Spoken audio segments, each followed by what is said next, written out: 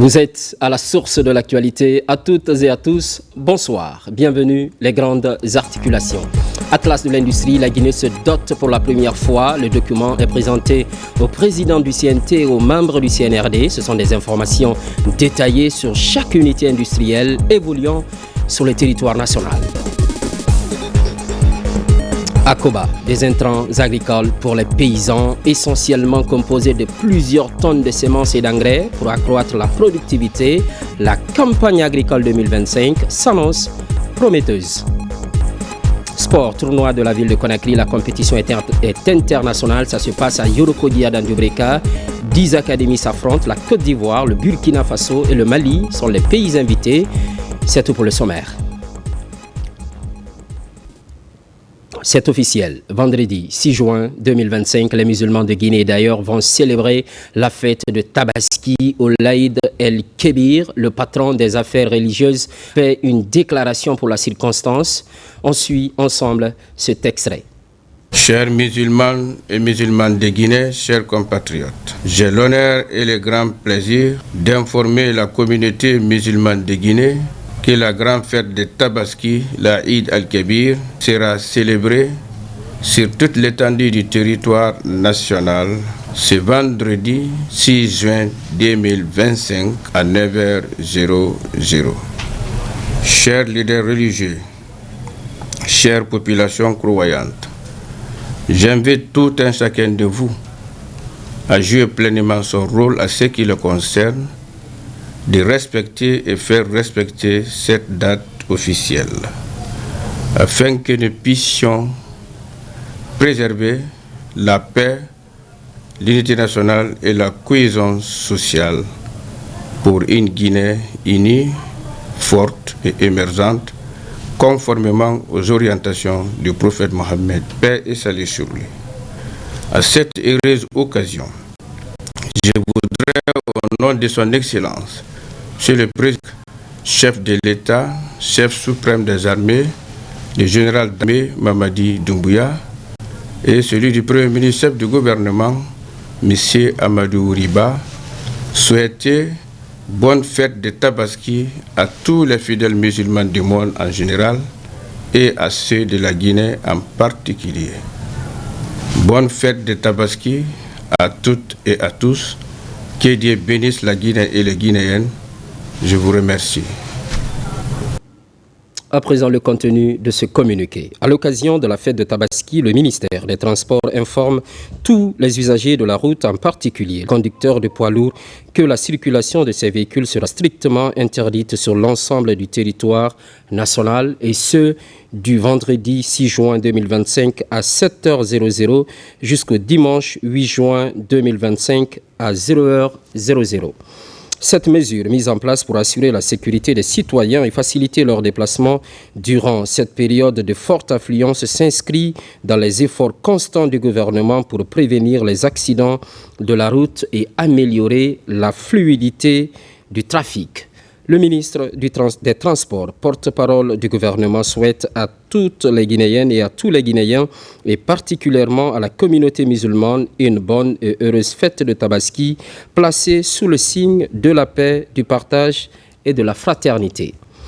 Le ministère des Transports appelle chacun à faire preuve de civisme et de prudence et à respecter le code de la route. Il souligne également le rôle crucial des forces de sécurité et des agents de la Guisère qui seront mobilisés pour veiller à l'application de cette mesure et accompagner les usagers avec pédagogie.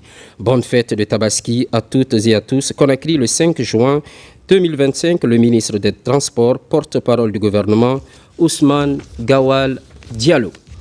Et puis, cet autre communiqué du ministre du Travail et de la Fonction publique, conformément aux dispositions du décret D 2022-0526 PRG CNRD SGG du 2 novembre 2022, modifiant le décret D 250 PRG SGG du 1er août 1995 concernant les fêtes légales en République de Guinée. Le ministre du Travail et de la Fonction publique porte à la connaissance des travailleuses, travailleurs et agents des secteurs publics, mixtes et privés que les journées du vendredi 6 juin 2025, fête de Tabaski, et du samedi 7 juin 2025, lendemain de la fête de Tabaski, sont déclarés fériés, chômés et payés sur toute l'étendue du territoire national. Le ministre du Travail et de la Fonction publique profite de cette heureuse occasion pour souhaiter bonne fête aux fidèles musulmans de Guinée et du monde. Par ordre du ministre, le secrétaire général Aboubakar Kourouma. Dans l'actualité, la Guinée dispose désormais de son premier atlas de l'industrie. Je vous le disais un peu plus haut, le document est présenté au président du CNT et aux membres du CNRD. Ce sont des informations détaillées sur chaque unité industrielle, un atout dans la compréhension de l'évolution du secteur et dans la définition des priorités d'accompagnement. Kerno Ousmane Gallo pour plus d'éclairage. Lancée le 12 décembre 2024 sur toute l'étendue du territoire national, la campagne de recensement général des industries a permis de mettre en place le premier atlas des industries en Guinée. Au total, plus de 11 100 unités industrielles sont répertoriées dans le document qui décrit leur filière d'activité, leur niveau de formalisation et leur capacité de production. L'aboutissement d'un des objectifs clés du ministère en charge des industries pour faciliter la mise en œuvre de la politique nationale dans le secteur. Notre département, sous la coordination de la Direction nationale de l'industrie, devient un instrument structurant pour planifier l'industrialisation à l'échelle territoriale, prioriser les projets industriels selon les besoins réels de chaque région, orienter les investissements et l'aménagement des zones industrielles et guider les décisions politiques publiques et de partenariats privés. L'Atlas des industries constitue une mine d'informations tant pour les décideurs que pour les investisseurs. Sur les 11 100 unités industrielles, près de 9 000 doivent achever leur processus de formalisation. Par région et par préfecture, le document indique clairement les unités présentes.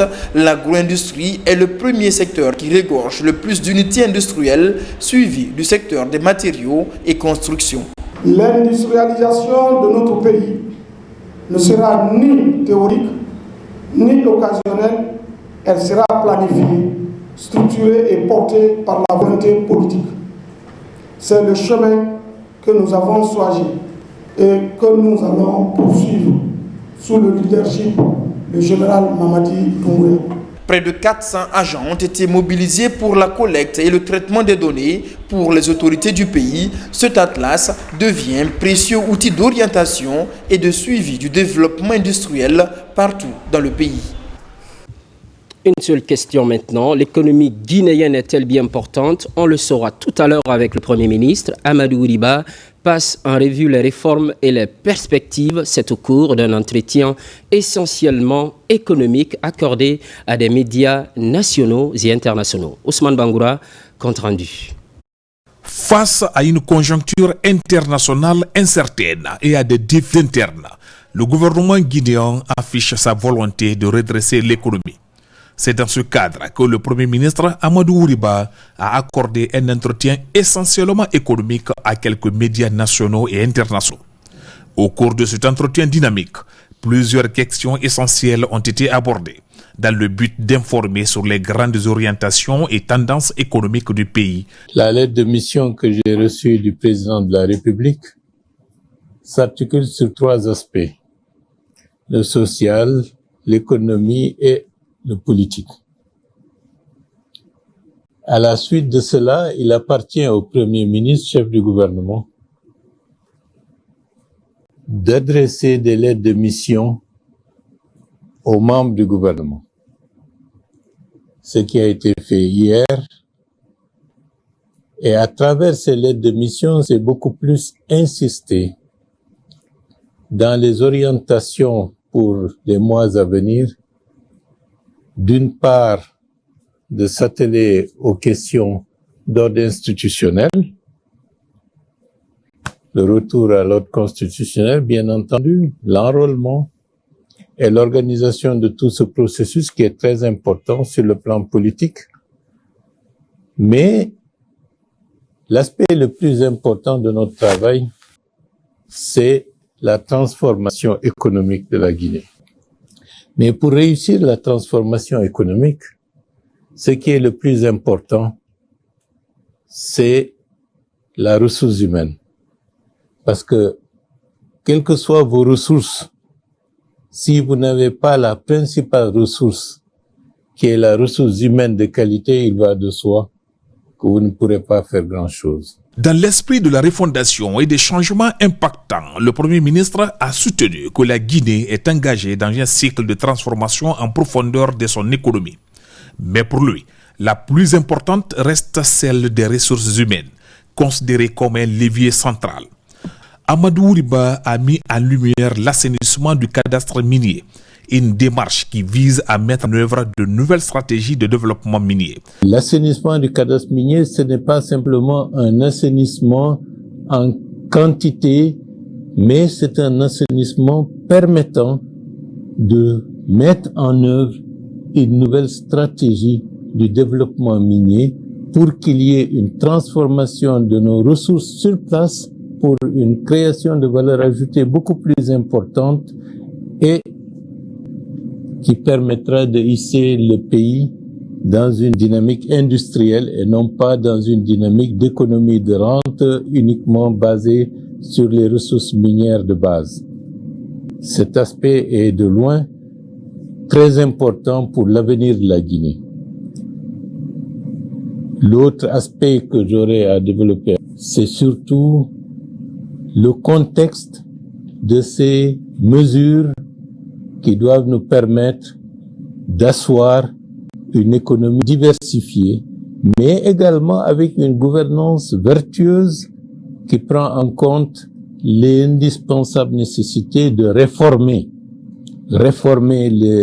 nos rouages économiques, réformer notre manière de faire, et c'est dans ce cadre que s'inscrit, par exemple, les réformes et les programmes que nous sommes en train de mettre en œuvre et notre recherche du programme avec le Fonds monétaire international. Ce fut également l'occasion pour le chef du gouvernement d'exprimer clairement la ferme volonté de l'équipe gouvernementale qu'il dirige, sous le leadership du général Mamadi Doumbouya, de transformer durablement la Guinée en misant à la fois sur le capital humain et sur les ressources naturelles.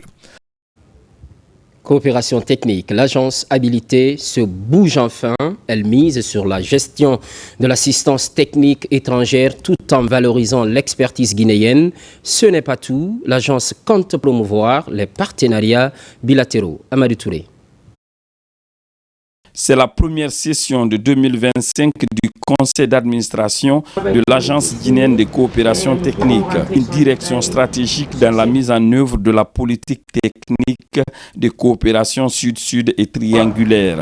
Avec cette direction, l'institution veut faire sa mue et ambitionne une transformation qualitative de sa prestation. Nous voyons en cette équipe une dynamique qui permettra à l'AGCT de faire un envol vers l'atteinte des objectifs. Pour pleinement assurer sa mission, celle de l'organisme gouvernemental chargé de la coopération, de l'élaboration, de la mise en œuvre et du suivi de la stratégie en matière de coopération technique, la direction de l'AGCT plaide auprès du conseil d'administration un accompagnement plus conséquent. Nous sommes en train de travailler de telle sorte que nous ayons un budget qui permet à l'agence guinéenne de coopération technique aujourd'hui de jouer pleinement son rôle et de trouver sa place aujourd'hui dans l'administration guinéenne, se faire connaître pas seulement sur le plan guinéen, mais aussi au plan international avec les agences de la même teneur. Donner du contenu réel qui est en adéquation avec les objectifs assignés par l'Agence guinéenne de coopération technique et également se porter en termes d'action, de visibilité et pour que tout cela puisse avoir un impact réel en termes de renforcement des capacités, comment faire promouvoir l'expertise nationale au niveau de la fonction publique internationale. À travers cette session, l'Agence guinéenne de coopération technique entend pleinement atteindre son objectif, celui de la coordination et le suivi des projets et programmes de coopération technique et décentralisés en tant que point focal. Pendant ce temps à Conakry, fini le Conseil consultatif des jeunes. 15 pays ont participé aux assises. C'est un forum pour discuter de l'émancipation de la couche juvénile, surtout les instances de prise de décision. À la suite des conclaves, on note plusieurs recommandations. Mariam Kamara. Le forum régional des conseils consultatifs des jeunes s'est clôturé après 4 jours d'échanges autour du thème « Rôle de la jeunesse dans le processus de développement durable ». Une initiative de plan international. Ils étaient plus de 200 participants, des représentants de jeunes de 15 pays de l'Afrique de l'Ouest et du Centre, en conclave avec les autorités administratives et les acteurs au développement. Au final, une déclaration est rendue disponible, appelée Déclaration de Conakry, fruit des concertations collectives. Plusieurs recommandations sont faites aux dirigeants guinéens et plus loin, à ceux de l'Afrique. Mettre en place des cadres de dialogue permanents entre les jeunes, les civils et les forces de défense et de sécurité pour construire une confiance mutuelle et une sécurité partagée.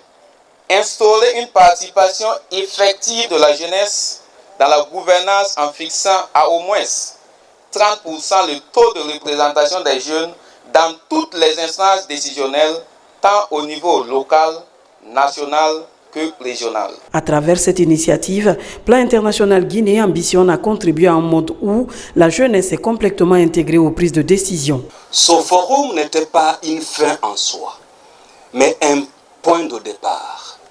Celui d'un engagement sincère, profond, envers vous-même, envers vos nations respectives et envers toute l'Afrique. Le forum régional des conseils révèle la solidarité panafricaine. Des séries de plaidoiries seront organisées par le WAP et Plan International pour permettre l'intégration de ces recommandations au niveau des programmes de développement dans les pays africains. Hors du pays, à Genève, c'est en Suisse, le monde entier échange sur les catastrophes naturelles. Les médias sont impliqués pour des informations crédibles. But visé, réduire considérablement les risques à la matière. Les travaux se poursuivent. Safiatou Kondé y est présente. Carnet de voyage.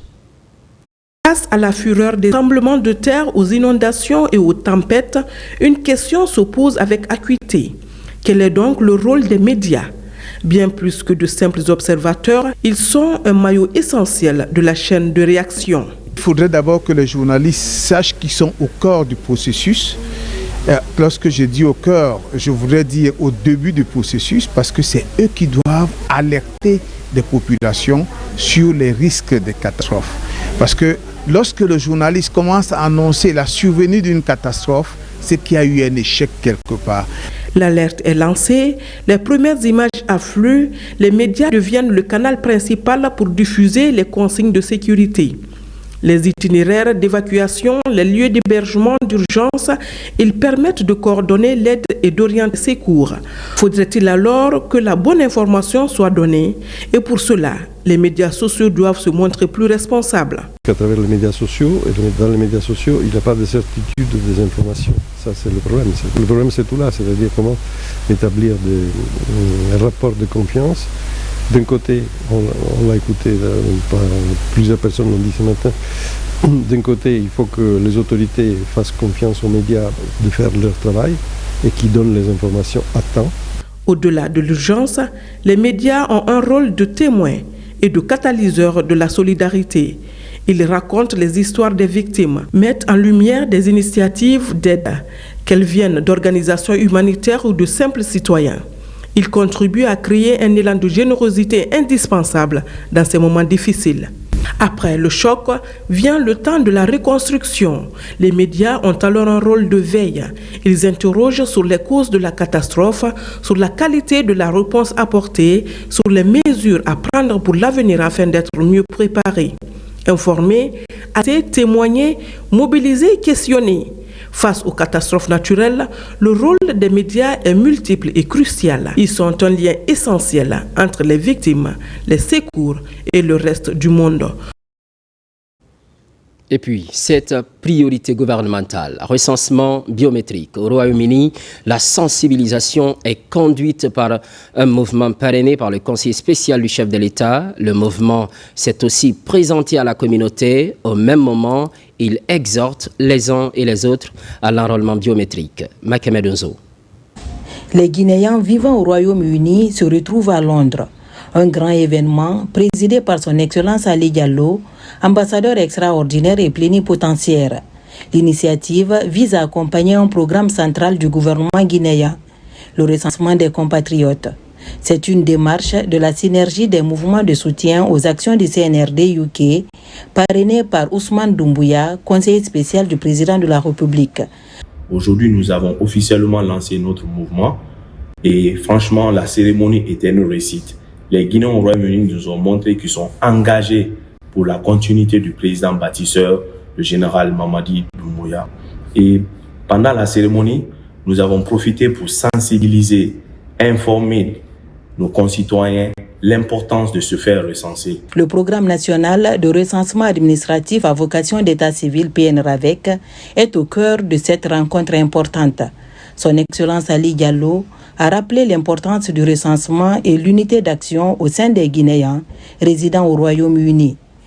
Je vous exhorte à conjuguer les efforts dans une véritable synergie d'action en lien avec les conseils avisés du parrain de la synergie, M. Ousmane Doumbouya, conseiller spécial de son Excellence, M. le Président de la République. Je vous encourage à vous mobiliser activement pour la réussite du recensement biométrique à vocation d'état civil au Royaume-Uni. Cet acte citoyen de grande importance vous permettra d'obtenir des documents officiels et de figurer dans les bases des données nationales, condition essentielle, je dirais sine qua non, pour participer pleinement à la construction d'une Guinée unie et refondée. Les compatriotes du Royaume-Uni remercient le président de la République, le général Mamadi Doumbouya, pour avoir initié la modernisation du fichier de l'état civil guinéen. Retour en Guinée, en France, à Noukounkan, la population reste déterminée à se faire recenser. Plus de 8000 sont déjà répertoriés. Les appels se multiplient en direction des indécis, occasion de revenir sur les enjeux de l'opération. Moussa Komara. Il n'y a presque pas de doute à Noukounkan. Tous les habitants de cette commune rurale sont conscients des enjeux de recensement biométrique à vocation d'état civil, mais pas suffisant pour la directrice générale du laboratoire national de la géologie et quelques cadres ressortissants pour exciter les citoyens non encore recensés à accomplir leur devoir civique avant le dernier délai. Si tu n'es pas recensé, tu es tenu obligé d'accepter le choix des autres. Et nous voulons que Noukounkan vote à 100%. Ce n'est possible que lorsque Noukounkan se fait recenser à 100%. Devant cette foule venue de partout, les jalons posés par le général président Mamadi Doumbouya en un laps de temps et les axes prioritaires du programme Simandou 2040 sont expliqués avec fierté. Ceux qui traînent encore les pas sont motivés désormais à se faire recenser. Nous avons largement été édifiés. Moi personnellement, j'ai compris l'importance du recensement et dès demain, je serai dans les rangs. Se faire recenser est une bonne chose. Nous étions pris par les mines, mais dès lors qu'on nous a expliqué l'importance du recensement, je prendrai toute ma famille pour aller se faire recenser. C'est bien d'ailleurs pour mon fils qui veut voyager. À Noukounkan, plus de 8000 citoyens sont enrôlés depuis le début de l'opération. Ici, agents, recenseurs et autorités locales ont la même ambition. Enrôler tous les habitants qui ont atteint l'âge de voter d'ici la fin du recensement. Nous avons lancé l'appel. Tous ceux qui ont les enfants moins de 10 ans jusqu'au-delà, aujourd'hui, tous ceux-ci-là se sont recensés. Mais nous prenons l'engagement que d'ici la fin, Noukounkan sera à 100%. Noukounkan est une localité dominée par l'orpaillage. Avec ce recensement en cours, la plupart des sites sont fermés. Les kits sont rapprochés aux citoyens pour leur permettre d'être dans le fichier avant la fermeture du programme le 20 juin 2025. Dans les quartiers comme Simbayagar, c'est la course contre la montre. Cela fait suite à une campagne porte à porte. Les messages semblent bien compris. Karim Kamara. Depuis quelques jours, les ondes de soutien aux initiatives présidentielles se propagent dans les rues de Simbayagar. Ici, dans le secteur cimetière, la jeunesse est en ébullition pour manifester sa reconnaissance au général d'armée Mamadi Doumbouya. Nous sommes honorés d'accueillir parmi nous les autorités dont l'engagement, la vision et le dévouement contribuent chaque jour à bâtir un avenir meilleur.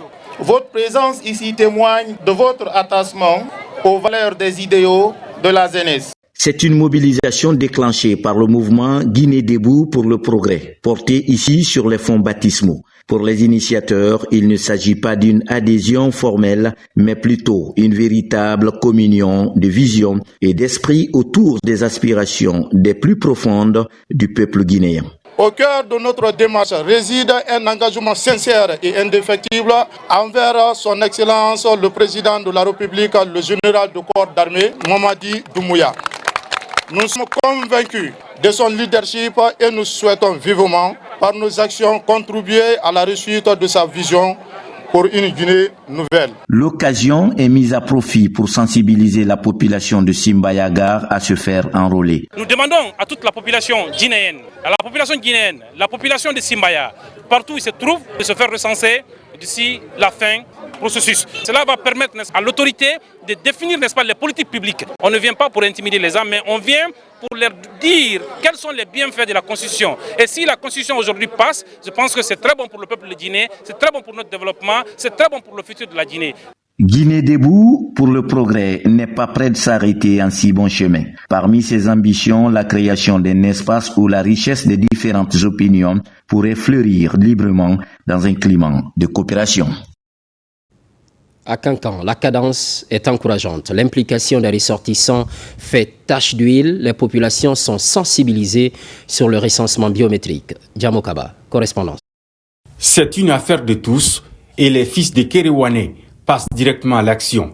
Leur souhait, la réussite du processus de recensement administratif à vocation d'état civil. Premier jalon posé, la mise à disposition des imprimantes multifonctions et du papier. L'acte patriotique vient ainsi appuyer les opérations d'enrôlement pour atteindre les enjeux de cette initiative républicaine. Si nous pouvons contribuer aux activités menées par le gouvernement dans notre préfecture, c'est une façon d'aider nos parents pour qu'ils aient le mieux-être. Et ce recensement est dans ce cadre. Je crois que ça va nous faciliter l'octroi donc des documents d'état civil, vraiment qui vont permettre donc à chacun de nous à procéder au recensement. Donc je crois que c'est un don très significatif pour nous. Au cœur de la mobilisation, traduire la vision du gouvernement auprès de toutes les couches sociales de Sanankoro. À la tête de la mobilisation, un fils du terroir pour inciter les populations à la base à se faire recenser. Il y a eu beaucoup de campagnes de sensibilisation. Monsieur le ministre de l'Énergie en personne a fait le tour de sous-préfecture. Aujourd'hui, il y a encore des personnes qui traînent le pas, qui n'arrivent pas encore à comprendre le message. Pour cela, nous avons proposé les communicateurs traditionnels. Nous avons jugé utile également de faire recours aux imams. Et nous voulons que les imams fassent la sensibilisation dans les mosquées. Pour nous, les deux entités jouent un rôle important dans la vie sociale de tous les jours. Les griots feront leur mieux pour sensibiliser la population de Kerewane d'être recensée en grand nombre. Il faut que Kerewane soit la préfecture championne. En remettant ces outils informatiques aux recenseurs, les fils ressortissants et résidents de Kerewane ne comptent plus baisser les bras pour un état civil profitable à tout Guinéen. La communication se poursuit pour démontrer l'aspect positif de ce pilier de la refondation de l'État. De Kerewane dans le Grand Conakry, les échos sont favorables à Lansana. L'engouement est palpable sur le terrain, l'objectif étant de réussir l'opération d'ici le 20 juin. Mangué Dantoumassouma. Ces jeunes viennent prendre les dernières instructions avant de se déployer dans tous les coins et recoins du quartier Lansana dans la commune Itombolia. Objectif, sensibiliser pour drainer les citoyens qui jusque-là tardent encore à se recenser. Aujourd'hui, nous sommes dans la commune de Tombolia pour passer le message d'encouragement à la population, notamment à la jeunesse, aux femmes pour qu'ils se mobilisent massivement dans le cadre du recensement. On mobilise les femmes, les jeunes, les personnes âgées pour qu'ils aillent se recenser. Le recensement là, c'est pour tout le monde, c'est pas pour le général. Le vote c'est quand tu veux, mais le papier c'est pour toi. Surtout ça. Simandou qu'on parle aujourd'hui, toi tu ne peux pas avoir, mais tes enfants sont là, tes petits-enfants sont là. Il faut penser à eux. Jusqu'au dernier jour des opérations de recensement, ces jeunes seront sur le terrain pour cette mission. La sensibilisation là, parce qu'il y a eu 20 jours qui ont été rajoutés. Les 20 jours là, nous allons déployer nos responsables dans les antennes, dans nos grands congrès à l'intérieur du pays pour les sensibiliser de faire porte à porte. Parce qu'il y a les femmes au marché qui n'ont pas été recensées d'abord dans les ménages. Ces jeunes-là seront sur le terrain pour faire porte à porte, pour que le peu de personnes qui restent sur le terrain, comme elles peuvent être recensées. C'est l'objectif de cette organisation. Cette dernière étape de la campagne de mobilisation des citoyens est une chance supplémentaire pour chacun de s'acquitter de ce devoir citoyen qui garantit la nationalité à tous les exécutants. Sur tout autre plan, le Centre de formation en finances publiques de l'Université générale Lansana Conté de Symphonia vient de sceller un partenariat. Cet accord devra renforcer les capacités des agents publics à travers des masters professionnels. Pour cette année, 70 auditeurs vont bénéficier de cette formation. Mamadi Gassama. Le Centre de formation en finances publiques et l'Université générale Lansana Conté de Symphonia signent une convention historique dans le monde financier guinéen et de l'Afrique francophone. Cet accord permet aux agents publics de l'État de bénéficier d'un master professionnel en finances publiques. Le Centre de formation en finances publiques répond à une préoccupation du secteur financier guinéen depuis son érection en EPA en 2022. Notre premier constat était de dire qu'il faut aller plus loin dans la formation des agents publics.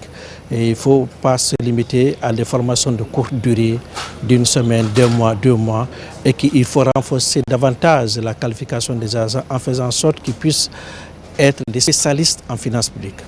Pour cette première tranche, ce sont 70 auditeurs qui bénéficieront des acquis de ce partenariat.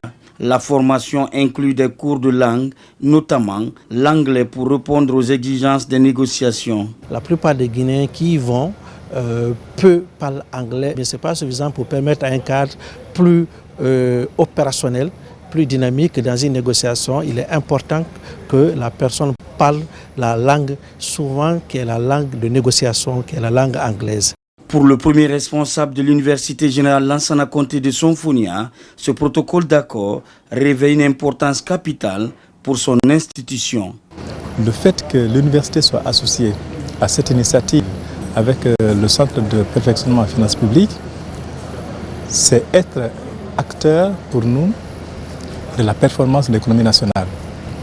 Et au-delà de nos frontières, on va être acteur de l'économie africaine et pourquoi pas de l'économie mondiale. En signant ce protocole d'accord, le Centre de formation en finances publiques et l'Université de Symphonia s'engagent à offrir à la Guinée des agents publics qualifiés capables de répondre aux exigences de la concurrence. Allure Mag, c'est le nom d'un nouveau magazine de 100 pages. Il traite l'actualité sociopolitique de la Guinée. Le projet est piloté par des journalistes bien connus dans le paysage médiatique guinéen. Le premier numéro de Allure Mag est déjà disponible. Alpha Isiagaba. Ces 45 tonnes de semences et 90 tonnes d'engrais sont destinés aux paysans de la sous-préfecture de Koba, une zone très propice à l'agriculture. À la maison des jeunes de Tatema 2, ces entrants agricoles sont remis officiellement par les membres du Club des Amis du Monde, partenaire pilote du programme. Ce projet financé par la Banque mondiale, mis en œuvre par l'OPAM, en partenariat avec le gouvernement guinéen, marque une étape cruciale dans l'exécution des activités sur la plaine risicole de Koba, où 900 hectares seront mis en valeur en bénéfice de 26 villages répartis dans les 10 districts de la commune rurale. Cette opération est rendue possible grâce à l'appui technique du PAM et à l'engagement opérationnel de notre partenaire de mise en œuvre, Club des Amis du Monde. Cet accompagnement est une autre facette pour renforcer la résilience des communautés rurales face à l'insécurité alimentaire et promouvoir les opportunités économiques pour les femmes et les jeunes de Koba. C'est une initiative qu'on appelle le clochard zéro faim. C'est dans ce cadre que le Club des Amis du Monde est associé au programme alimentaire mondial pour pouvoir booster la faim dans la communauté. Et ce qui est innovant, tout ménage qui a au moins 3 personnes qui travaillent dans le petit périmètre d'un hectare aura 1,5 million. Tout ça là, c'est grâce aux efforts du gouvernement guinéen dans ce partenariat dynamique. L'autorité préfectorale se sent très heureuse pour la remise des intrants agricoles pour sa communauté, qui viendra améliorer confortablement leur production, non seulement en qualité mais en quantité. Un accompagnement du projet de développement de l'agriculture commerciale en Guinée, PEDAG. Il pourrait accroître la productivité pour répondre aux attentes des agriculteurs dans la région de Boké. C'était la mise à disposition des intrants agricoles aux paysans de Koba pour booster leur productivité pour cette année 2025 où la campagne agricole annonce prometteuse. À présent, Allure Mag, c'est le nom d'un nouveau magazine de 100 pages. Il traite l'actualité sociopolitique de la Guinée. Je vous le disais tout à l'heure, le projet est piloté par des journalistes bien connus dans le paysage médiatique guinéen. Le premier numéro de Allure Mag est déjà disponible. Alpha Issi Agaba détaille. Face aux médias, Allure Mag dévoile son contenu. Ce nouveau magazine de 100 pages est une publication du groupe Allure. À l'origine du projet, une équipe de journalistes, tous issus de la presse guinéenne, Allure Mag devient le tout premier magazine mensuel généraliste en Guinée. Ce magazine, dont le premier numéro comprend 100 pages, offre à ses lecteurs un contenu varié, portant sur des sujets d'intérêt général ou spécialisé, à travers des thématiques qui permettent de mettre en vitrine les entités publiques et privées qui désirent recourir à nos services histoire de se donner fière allure. Allure Mag entend marquer de son empreinte l'écosystème médiatique guinéen avec un contenu époustouflant. Le tout premier numéro est déjà disponible. Il propose une analyse approfondie de l'actualité sociopolitique du pays. Parmi les dossiers majeurs, un éclairage sur le programme Simandou 2040, l'autre vision stratégique pour l'avenir. Le magazine du groupe Allure, qui se veut un journal indépendant, un journal généraliste, donc qui aborde tous les sujets avec toute l'indépendance qui va avec, mais avec responsabilité, respect de l'éthique et de la déontologie, et donc offrir au public guinéen un magazine qui enfin va être un magazine généraliste, mensuel, dont la régularité va être respectée et qui servent de tribune à l'ensemble des Guinéens de quelque obédience politique, économique, de quelque activité qu'il soit. Avec ce magazine, le groupe Allure renforce son engagement pour une information de qualité. Allure Mag vient ainsi compléter le site d'actualité allureinfo.net pour offrir désormais au public guinéen une information plus riche et diversifiée. Au chapitre santé, les agents vétérinaires apprennent les techniques innovantes. C'est pour vite détecter des urgences sanitaires, mais surtout renforcer la surveillance des maladies animales. L'initiative est d'envergure sous-régionale. Ibrahima Oulemfofana. Ici, à la direction préfectorale de la santé de Farana, des partenaires au développement en face des agents des services vétérinaires publics et privés.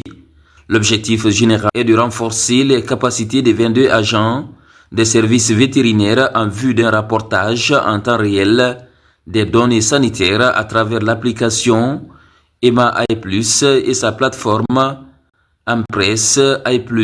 Cette formation est organisée pour le renforcement des capacités des agents de nos services vétérinaires pour un rapportage en temps réel des données zoosanitaires. Après cette formation, avec l'allure que je vois et l'attente, c'est énorme. Nous voulons avoir beaucoup d'informations. Tout ce qui se passe sur le terrain, on veut être informé, d'aider les éleveurs pour ne pas que vraiment une maladie arrive à nous surprendre, comme ce qui s'est passé à Koya et Frocaria. Durant la rencontre, les agents vétérinaires sont éclairés sur l'impérieuse nécessité de travailler en synergie avec les autres cadres de la santé et de l'environnement, suivant l'approche une seule santé. Cet outil de travail-là est très important. Nous ne pouvons que remercier le gouvernement guinéen, à sa tête le général Mamadi Doumbouya et plus particulièrement notre ministre, le ministre de l'Agriculture et de l'Élevage. Je ne menace aucun effort pour le bien accomplissement de la mission. Nous avons énormément de problèmes. À Farana, ici, on ne vend pas de vaccins.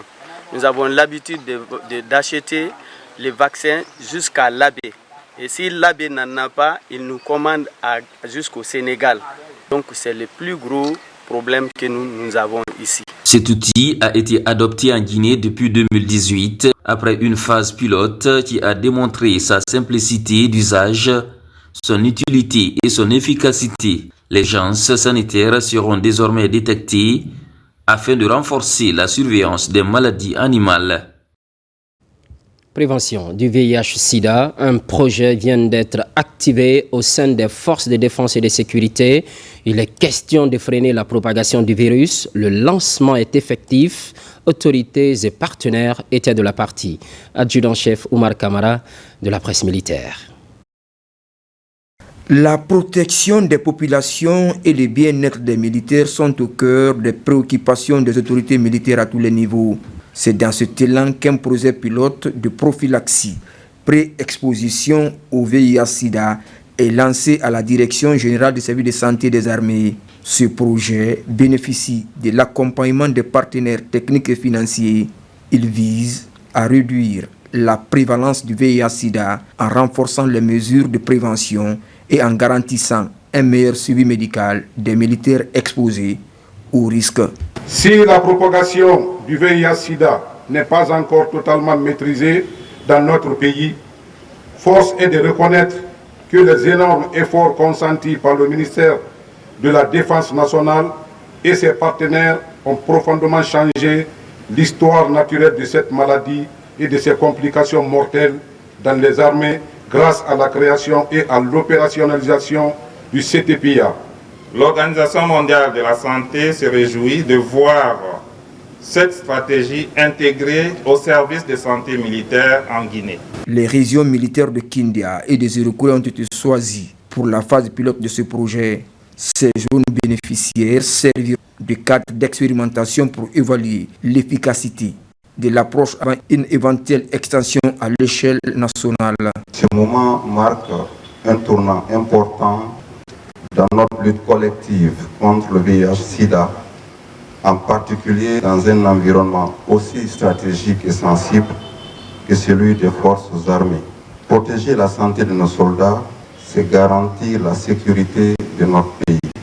Je formule le vœu que ce programme soit une réussite totale dans l'intérêt supérieur de la nation. Grâce à l'engagement et à l'efficacité du service de santé des armées, ainsi qu'à la sollicitude constante de Monsieur le ministre de la Défense nationale, les forces armées guinéennes bénéficieront des meilleures approches de prévention, de prise en charge et d'accompagnement en matière de lutte contre le VIH-Sida. Dans les jours à venir, des sessions de formation seront organisées afin de mettre en place un pool de formateurs pour une large sensibilisation du personnel des forces de défense et de sécurité sur la prévention et la lutte contre le VIH-Sida au sein des forces armées guinéennes.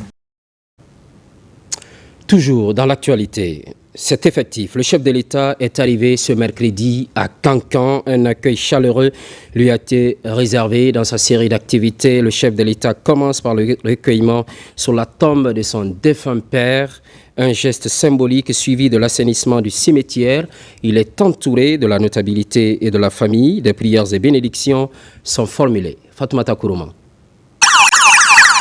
À l'occasion de la célébration tant attendue de la fête de Tabaski, Son Excellence le général Mamadi Doumbouya, président de la République, est arrivé mercredi soir dans la région administrative de Cancan, où il a été chaleureusement accueilli à l'entrée de la ville par la population. Dans chaque regard et dans chaque sourire se lisait une profonde gratitude et un attachement sincère à leurs dirigeants. Au lendemain de son arrivée, le président Mamadi Doumbouya a débuté ses activités par un moment chargé d'émotions.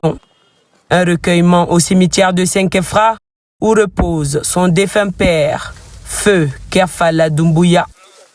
Accompagné du premier imam de Kankan, des sages et des représentants de la communauté, ainsi que des membres de sa famille, le chef de l'État a posé des gestes symboliques qui illustrent l'importance de l'héritage familial et national.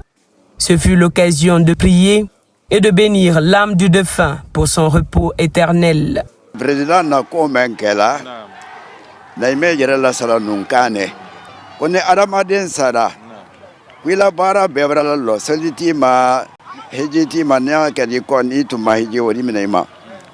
Oko Bella Lorene Kofoko Saba, Saraka Borla, Niko Tuiko, Ekomi Misri Law, Karambon Law, Colonse, Iritulu, Anala Munialu, ni Momenka Obara Kalangeluke, comme président Jere Okanyame Mabi, Jamana Kono.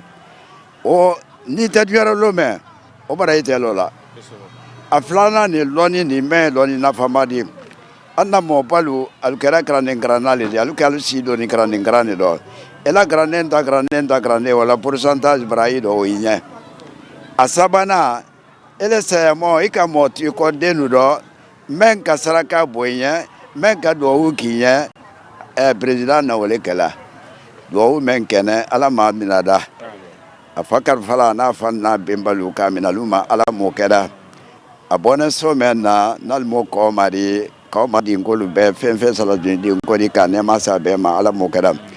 Ce moment solennel a également été marqué par un assainissement du cimetière réalisé par le chef de l'État et ses équipes. Ce geste symbolique illustre non seulement son respect pour ses racines, mais aussi son engagement envers la mémoire et les valeurs de sa famille. Le nettoyage de ce lieu de repos par le président Doumbouya rappelle l'importance du devoir de mémoire et la nécessité de préserver la dignité de ceux qui ont façonné notre histoire. Ce acte de dévotion est également une occasion de sensibiliser la population à l'importance de l'entretien des espaces publics, notamment les cimetières, en tant que lieu de mémoire et de respect. C'est aussi un appel à la responsabilité collective, invitant chacun à participer à l'assainissement et à la préservation de son environnement. Ce jeudi, marquant le jour d'Arafat, jour de résonance spirituelle et symbolique, la ville de Kankan a manifesté son allégeance envers son président et son désir d'unir les forces pour un développement harmonieux. C'est dans cette ambiance de cohésion que la communauté se prépare à célébrer la fête de Tabaski, symbole de partage et de renouveau.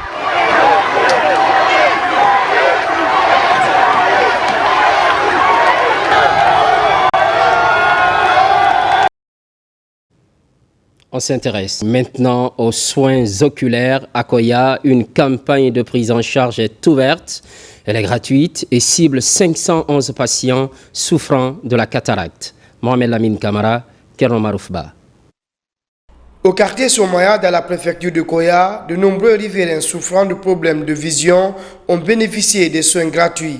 À ce jour, ils sont plus d'une centaine à retrouver la vue normale grâce à cette campagne de prise en charge gratuite initiée par la clinique médico-chirurgicale Nema Albert Lama. La préfecture de Koya ne dispose pas de service d'ophtalmologie et nous avons un nombre important d'aveugles ici qui n'ont pas les moyens de se prendre en charge. Raison pour laquelle nous avons organisé cette campagne pour accompagner la vision de monsieur le chef de l'État, Mamadi Doumbouya, pour pouvoir donner la vue aux pauvres, les malades les plus démunis. Et notre souhait serait qu'aujourd'hui, le gouvernement, l'État, fasse en sorte que la cataracte ne soit plus responsable de cécité de façon inutile chez les gens. Si on peut faire l'opération de la cataracte dans les services publics gratuitement, comme c'est le cas pour la césarienne, ça serait une bonne chose pour le pays. Principale cause de la cécité, la cataracte est aujourd'hui traitable grâce à une intervention chirurgicale simple et rapide. Avec l'appui de la clinique médico-chirurgicale Nema Albert Lama, pourrait réduire la prévalence de la cécité liée à la cataracte, dont le coût du traitement est encore très élevé en Guinée. Un chef d'État qui veut aider le pays pourquoi ne pas les soutenir, pourquoi ne pas les aider. Mais nous leur demanderons d'aider les docteurs là pour aider les diminuer. Imaginez-vous, un œil à 12 millions, mais un pauvre comme moi, je peux rester fermer les yeux à la maison. À Conakry ici, le plus moins cher, c'est 6 millions par un œil. C'est le lieu et le moment de remercier et encourager l'équipe de la clinique NEMA, Albert Lama, pour avoir donné la vue gratuitement à 511 aveugles pendant 2 mois. À travers cette campagne gratuite, l'équipe Albert Nema réaffirme son soutien au CNRD et au président de la République pour la lutte contre la cécité et son ambition d'améliorer durablement la qualité de vue des populations de Koya et environnants. Autonomisation des femmes. Une nouvelle plateforme a vu le jour et devra profiter à des centaines de jeunes femmes. Elle entrevoit, entre autres, la réduction des inégalités de genre. Le projet cadre avec des priorités nationales relatives à l'inclusion économique et sociale. Algassi Mouba. En Guinée, les femmes sont majoritairement actives dans le secteur informel avec un faible accès à l'emploi stable, à la formation professionnelle et au financement. Pour relever ces défis, le projet Étincelle voit le jour. Un projet à double approche, à savoir le renforcement des capacités institutionnelles des CAEF et l'accompagnement des femmes vers une insertion professionnelle et entrepreneuriale durable. On va travailler avec chaque direction de chaque CAF pour voir qu'est-ce qu'elle veut mettre en place maintenant, peut-être pour innover, pour démarrer des autres cursus, par exemple les Diagri, notamment avec le nom. Vous voyez, on travaille beaucoup dans tout qui est la chaîne de valeur agricole, où on cherche des opportunités pour les femmes de la fourche à la fourchette. Ce nouveau projet qui a pour ambition de réduire les inégalités socio-économiques et le genre en Guinée facilitera l'accès des femmes à des emplois décents tout en soutenant leur professionnalisation, que ce soit en salaire, en entrepreneuriat ou à travers des groupements économiques. Le monde de la coopération a changé, l'entrepreneuriat fait partie du nouveau paradigme, fait partie des nouveaux secteurs dans lesquels la coopération doit s'investir. Et c'est pour ça qu'Enabel, comme je viens de le dire, est prêt et a la volonté de coopérer avec l'État guinéen à travers CKF et tout son personnel à aider les jeunes femmes de Guinée ainsi que les jeunes à pouvoir développer leur propre carrière. Ce projet est très important pour nous parce qu'il rentre dans les priorités du ministère de la promotion féminine, de l'enfance et des personnes vulnérables. Et ce sont des priorités qui rejoignent la vision du président de la République, le chef de l'État, le général Mamadi Doumbouya, qui a fait des femmes l'essentiel de son bâton pour le développement de ce pays. Durant 30 mois, le projet Étincelle renforcera l'autonomisation économique des femmes issues des centres d'autonomisation et d'entrepreneuriat féminin. Le projet interviendra principalement dans les CAEF de Kaloum, Dubreka et Mamou, tout en accompagnant 30 groupements d'intérêt économique féminin répartis dans d'autres localités du pays. Ce qui, entre autres, concentre l'actualité, tournoi international de la ville de Conakry. La compétition se joue à Yorokodia, dans Dubreka. 10 académies s'affrontent. La Côte d'Ivoire, le Burkina Faso et le Mali sont les pays invités. Les talents dénichés pourraient se retrouver dans les centres de football en Europe. Djibril Kamara. TIFCO est le tournoi international de détection réservé aux jeunes dont l'âge varie entre 15 et 18 ans. Pour cette édition, ce tournoi international doté du trophée général d'armée Mamadi Doumbouya se tient du 5 au 9 mai 2025 au centre sportif de Yorokogia. En match d'ouverture, Académie Ibou en bleu est opposée à celle de Nanou de la Côte d'Ivoire. Score final, 1 but partout. Chacun est venu pour tenter sa chance pour la détection. Je suis fier d'être l'homme du match. Le tournoi vient de commencer, donc il faut encore laisser le temps parler. Pour l'instant, on a montré ce qu'on pouvait, mais on peut encore faire plus. Donc je pense bien que ce mois, il y aura beaucoup de joueurs qui seront pris, y compris moi-même. Après d'autres expériences couronnées de succès, la structure organisatrice compte offrir des opportunités aux jeunes qui seront retenus. Nous avons dit d'organiser une détection pour donner la chance à ces jeunes talentueux aujourd'hui qui sont dans les quartiers sans soutien, à pouvoir assister l'État en vue de les favoriser l'émergence dans le football guinéen et les placer dans des clubs européens. La priorité pour cette détection, c'est le club Bilbao. Cette année, la détection est réservée aux académies sélectionnées d'Afrique. Les jeunes retenus seront orientés vers des clubs d'autres continents, notamment l'Europe, pour un stage pour leur permettre éventuellement de monnayer leur talent sans emprunter la voie périlleuse de l'immigration clandestine. Les programmes se poursuivent, l'actualité évolue en Guinée, notre paradis, terre de richesse et d'innovation, constante fidélité à toutes et à tous. À très vite.